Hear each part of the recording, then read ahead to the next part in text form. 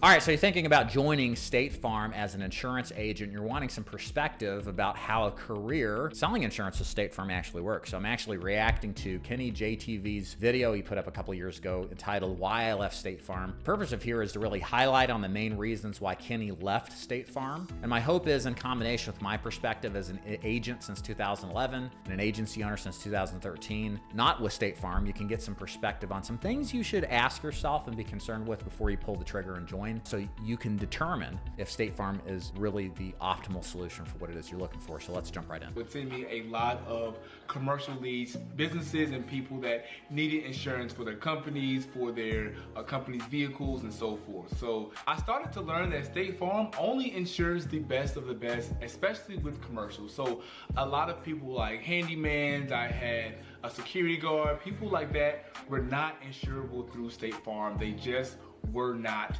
eligible. So I want to comment on this. So this is one of the downsides, not just with State Farm, but any one product organization, is that an insurance company has a predefined risk tolerance. They're not going to take everybody. All right, they're going to want some kind of risks, meaning in this case, commercial insurance. They understand how maybe one business works, but maybe they don't have experience with another, so they don't feel comfortable underwriting it, meaning get them a policy.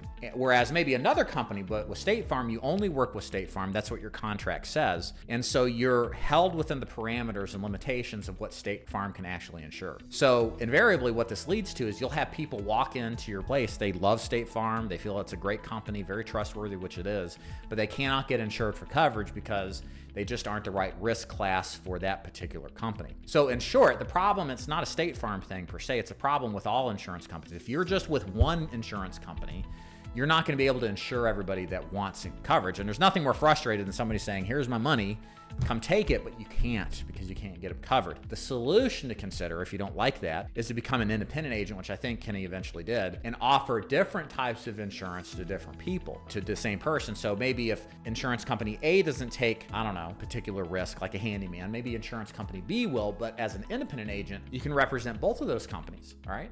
And then pick and choose which is the best fit. We do that in the life insurance space at my company, where we shop around to find a client the best final expense burial insurance, and we're not stuck with one option that is inferior or can't even get them qualified. So at the end of the day, we help more people, we make more money, and get more out of the business, so all is good. Another thing that really got me that I really couldn't wrap my mind around with State Farm is that in the middle of a pandemic, I had to go into work every day. And the line of business, if you are in insurance, you know that you can very much so work from home. We were going into the office. Nobody was really coming in because of the pandemic. You know, they wanted to social distance and conduct business over the phone. And if we had to— Yeah, so this is the thing that's interesting. So a lot of the business in the insurance industry has shifted from a sales standpoint to remote work or Zoom-based sales calls. There's very few remaining agents that do in the field work where they meet people at an office or they actually visit their homes. It still happens, just not as much as it used to. And so what Kenny is saying is that there's a lot more people, especially post-COVID now, there's an adjustment period there, but a lot of people are completely comfortable doing things and would prefer to. They don't want to go to an office and spend so many minutes fighting traffic, etc., and they weren't supportive of that. So you need to consider that. Are you okay going to work and the requirement of it? If that's the case, maybe not be with the particular location. It could be location specific. Or do you want more of a remote style business sales model? That's what we do at my company. I think in our industry, at least, it's the wave of the future. It's what most people want. A lot of people understood and had a good experience with remote work as they got into the COVID era before the lockdowns shut down. So people are much more open-minded and desirous of remote work, knowing that it actually can be done in an effective way. But on the flip side, it is good to go to an office as an employee, seeing people in person, getting hands-on training. Some managers will argue you'll be a little bit more motivated. Of course, your mileage may vary, everybody's a little bit different, but that's something you should consider either way. Can I sell remotely or do I have to sell in person? That's something you should definitely find out and figure out which works best for you. Another reason why I departed with State Farm was the model that State Farm presents to you wasn't necessarily very attractive in my opinion. So you are an agency owner, you own this State Farm, and I was watching actually another video of this former agency owner, and he was talking about how he left State Farm, and he said, you own a business until you don't do it the State Farm way. And I want to be able to train my... Yeah, it's interesting. So with State Farm, unlike being an independent agent or being in partnership with some of these other big name agencies, you don't really own what you're doing. It's State Farm's company. You open a franchise, you pay money for it. You get paid when you make sales, but it's not something you can sell or something you can fully own. So it's a weird situation if your long-term goal is to own an agency, to build it up, to create revenue, to create renewal streams of income. You need to consider State Farm as something where you want to go. Now, granted, if you're just looking for a job and you're looking for experience, it can be perfect. But if you are looking for the long-term career, that's something you definitely need to weigh in, because the other option is to become an independent agent, work with these other agencies that allow ownership and what's called vesting of the renewals, so that you can participate not just on the upfront money, but for continuity, a long-term income. And then actually own your clients too. It's very important. I had a friend in the PNC business, property and casualty business, 20 years ago, and they were going through the same thing. Like, she had brought in all these clients in, paid all this money for leads, developed all the relationship, but she didn't own any of the book of business. And so she eventually made the move to be independent, and then slowly brought those people over the course of time. And it was a pretty expensive experience for her, because she made the wrong decision because she didn't own that book of business. Whereas she did, she would have made a lot. So keep that in mind if you're thinking long-term. Of the contract. And I was asking her, like, what does she mean and things like that. So when I signed my contract with State Farm, I was unable to speak on State Farm and say anything about their products on my YouTube channel.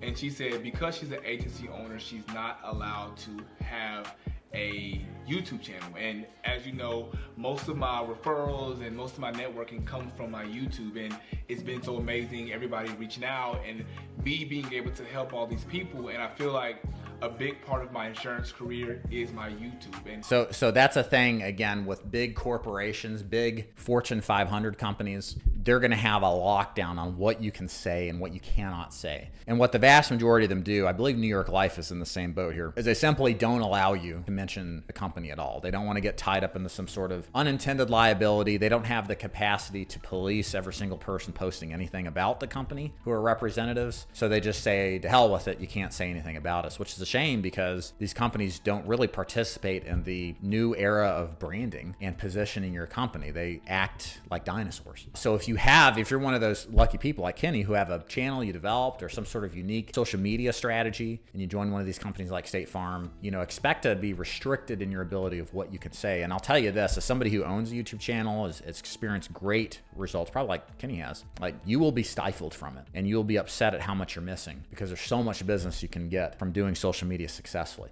Okay, so long story short, State Farm, fantastic company. Should you consider it as a job? Hopefully this video helped you. I think it's a great opportunity to learn the business. A couple other things I'll add in here to consider. Number one, make sure you interview the agency as much as the agency interviews you. Office to office, the importance placed on recruitment and training is going to vary. You want to make sure you join an agency with State Farm that's going to spend time training you to be successful, and somebody who's going to do well by mentoring you. Again, a lot of people, they go into this business and they don't get the sales training they need, and they fail out. I'm about to do another video here shortly with a very nice lady who, for all intents and purposes, should have been successful, but she just didn't have the support necessary. So it's very important that you ask about the training. Make sure you ask about how they get leads. That's also important. Is the State Farm office you doing? Are they dropping mailers? Are they doing internet advertising? How consistent can they keep you? Because to some extent, you should be paid commission-based. You'll probably have a salary. You want to make sure you're going to stay busy enough to make some money. You don't want to just sit around and do nothing and make your base only. The money and the lucrative nature of the business is based off of the commissionable opportunity, not the base. So last but not least, I always recommend that you also interview with other agencies as well, just to get different perspectives outside of State Farm. It's a good practice to do. This business is fantastic, but a lot of your success is based off of not just your attitude and your perspective, but finding the right agency that's going to do you right. Because a lot of people do fail out of this business. It's probably close to 95% first year agents fail. It's hard to believe, but it's true. So taking your time to find a good agency is important. Hope you enjoyed this video. If you did, like and subscribe. If you're looking for an agency to join, I do recruit nationally. Again, my specialty at the Dig Agency is to work with new and experienced life insurance agents who want to sell final expense burial insurance remotely from home using our free lead system. It's a fantastic way, especially if you're new to the business, to get started. And you can click the link below in the description or go to davidduford.com to watch the overview video. It'll explain everything about how our agency works to see if it's a good fit. And thanks for watching.